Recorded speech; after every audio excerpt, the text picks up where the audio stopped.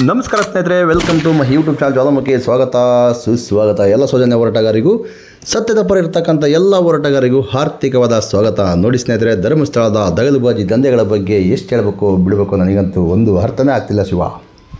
ಧರ್ಮಸ್ಥಳದ ನಕಲಿ ದೇವಮಾನವ ಏನೆಲ್ಲ ಮಾಡಿದ್ದಾನೆ ಎಂಬುದರ ಬಗ್ಗೆ ನಿಖರವಾಗಿ ಮಾಹಿತಿ ಕೊಡ್ತಕ್ಕಂಥ ಬೇಜಾನ್ ಯೂಟ್ಯೂಬ್ಗಳನ್ನು ಬ್ಯಾನ್ ಮಾಡಿದ ಧರ್ಮಸ್ಥಳದ ಕಾಮಂದ.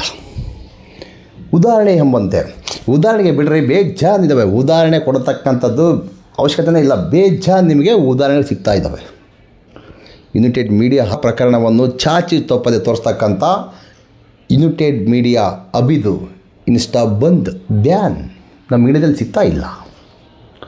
ಫೇಸ್ಬುಕ್ ಅಕೌಂಟ್ ಅದು ಕೂಡ ಸಿಗ್ತಾ ಇಲ್ಲ. ಅಣ್ಣ ಬಾಂಡ್ ಅವ್ರದ್ದು ಕೂಡ ಸಿಗ್ತಾ ಇಲ್ಲ. ಇದರ ಹಿಂದೆ ಇರುವಂಥವರು ಯಾರು? ಸೌಜನ್ಯ ಹೋರಾಟಗಾರರ ಅಥವಾ ಧರ್ಮಸ್ಥಳದ ಕಾಮಂದನ? ನಮ್ಮ ಚಾನಲ್ ಸಮೇತ ಬೇಜಾನ್ ನೋಟಿಸ್ ಬರ್ತಕ್ಕಂಥ ಜ್ವಾಲಾಮುಖಿ ಯೂಟ್ಯೂಬ್ ಚಾನಲ್ ಸಮೇತ ಮೇಲ್ ಕಳಿಸ್ತಕ್ಕಂಥದ್ದು. ಈ ವಿಡಿಯೋನ ಡಿಲೆಕ್ಟ್ ಮಾಡಿ. ಪ್ರತಿ ತಿಂಗಳಲ್ಲಿ 3-4 ವಿಡಿಯೋಗಳಿಗೆ ಡಿಲೆಕ್ಟ್ ಮಾಡಿ. ನಾವು ಇಲ್ಲಿ ಯಾವುದೇ ಒಂದು ಲೋಫರ್ನ ಹೆಸರು ತಗೊಳ್ತಾ ಇಲ್ಲ. ಇಲ್ಲಿ ನಾವು ಯಾವುದೇ ಒಬ್ಬ ಲೋಫರ್ ಹೆಸರು ತೆಗೆದುಕೊಂಡು ವಿಡಿಯೋ ಮಾಡ್ತಾ ಇಲ್ಲ. ಧರ್ಮಸ್ಥಳದಲ್ಲಿ ಏನೆಲ್ಲ ಅನಾಹುತಗಳಾಗಿದ್ದಾವೆ ಅದ್ರ ಬಗ್ಗೆ ನಾವು ಪ್ರಸಾರ ಮಾಡ್ತಕ್ಕಂಥದ್ದು. ಇಷ್ಟು ಕೂಡ ಮಾಡಬಾರ್ದಾ? ಧರ್ಮಸ್ಥಳದ ಕಾಮಂದ ಅವನ ಹೆಸರು ಬೇರೆ ಇದೆ ರೀ, ಅವ್ರ ಹೆಸರು ಬೇರೆ ಇದೆ. ಕಾಮಂದ ಅಂದರೆ ಅವನಿಗೆ ಯಾಕೆ ಉರಿಯುತ್ತೆ? ಆ ಲೋಫರ್ ಏನಾದರೂ ಅತ್ಯಾಚಾರ ಮಾಡಿದಾನ? ಇಲ್ವಲ್ಲ. ಕೊಲೆ ಮಾಡಿದಾನ? ಇಲ್ವಲ್ಲ. ಯಾರೋ ಮಾಡಿದಾರಲ್ಲ, ಅದಕ್ಕೆ ನ್ಯಾಯ ಬೇಡವಾ? ಅದ್ರ ಬಗ್ಗೆ ಮಾತಾಡ್ತಕ್ಕಂಥದ್ದು. ಬೇಜಾನ್ ಪ್ರಕರಣಗಳಿಗೆ ಸಾಕ್ಷಿ ಸಮೇತ SIT ವರದಿಯಲ್ಲಿವೆ.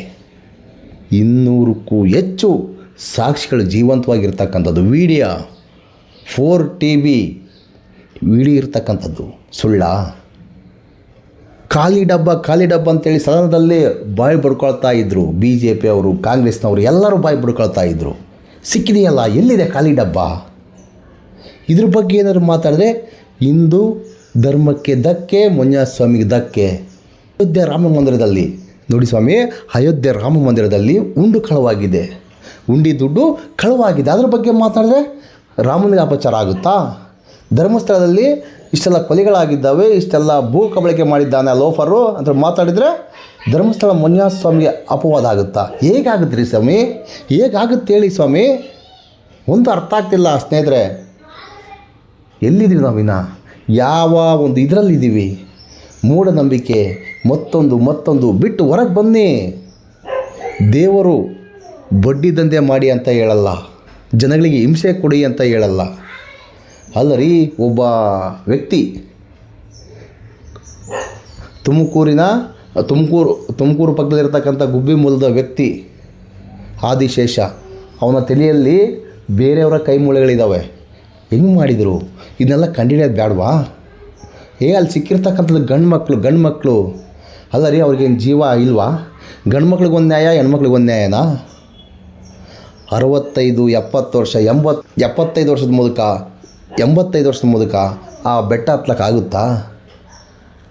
FSL ರಿಪೋರ್ಟ್ ಇದೆ. ಅವರಿಗೆ ಸಮೇತ ಹಿಂಸೆ ಮಾಡಿ ಸಾಯಿಸಿರ್ತಕ್ಕಂಥದ್ದು. ಅಂದರೆ ಅವರು ಸಾಯಿಸುವಂಥ ಉದ್ದೇಶ ಏನು? ಅಲ್ಲೇನಾದರೂ ಅಂಗಾಂಗಗಳು ಕಸಿಯಾಗಿದ್ವಾ?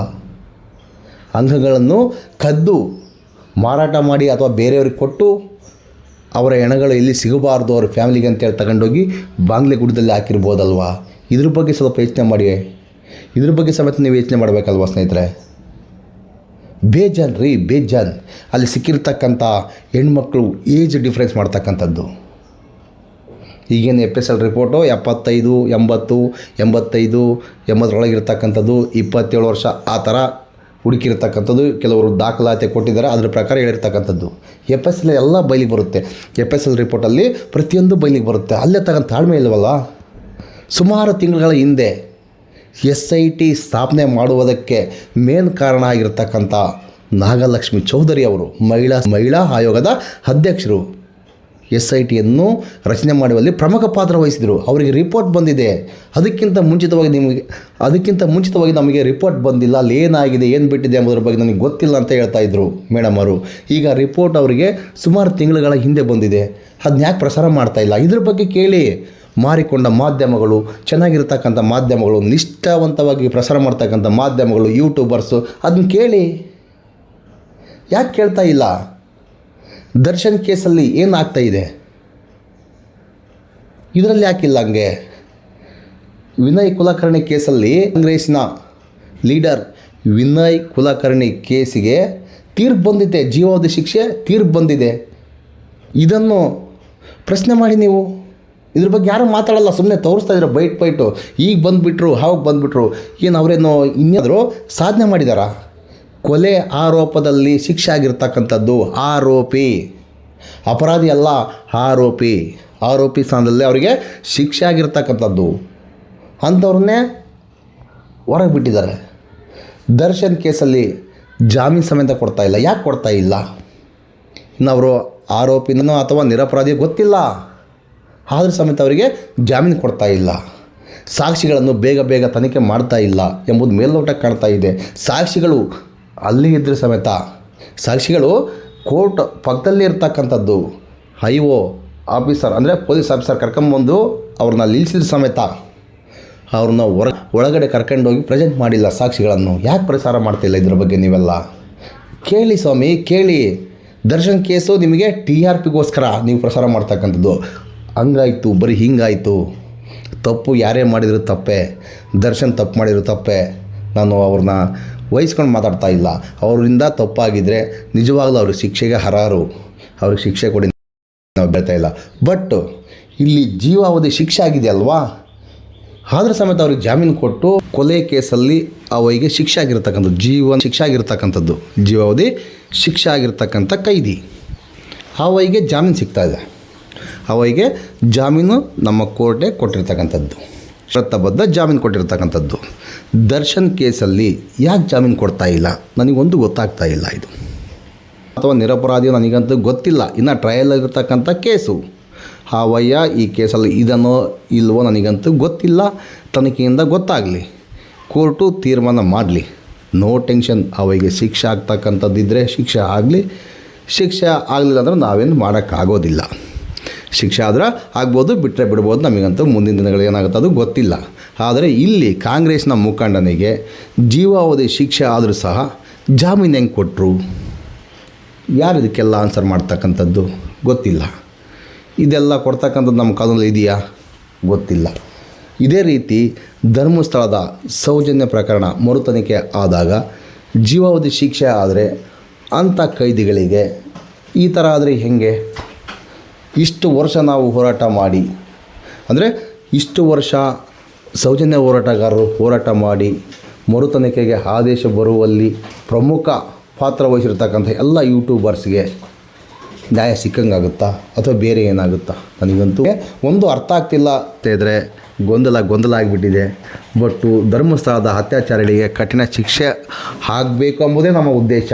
ಯಾಕಂದರೆ ನಮ್ಮ ದೇವಸ್ಥಾನವನ್ನು ಅಡ್ಡ ಇಟ್ಕೊಂಡು, ಲಜ್ಜೆಗೆಟ್ಟ ದೇವಸ್ಥಾನವನ್ನು ಅಡ್ಡ ಇಟ್ಕೊಂಡು ಇಂಥ ಕೆಳಕು ಅತ್ಯಾಚಾರ ಮತ್ತೊಂದು ಮಾಡ್ತಕ್ಕಂಥದ್ದು ಮೇಲ್ನೋಟಕ್ಕೆ ಕಾಣ್ತಾ ಇದೆ.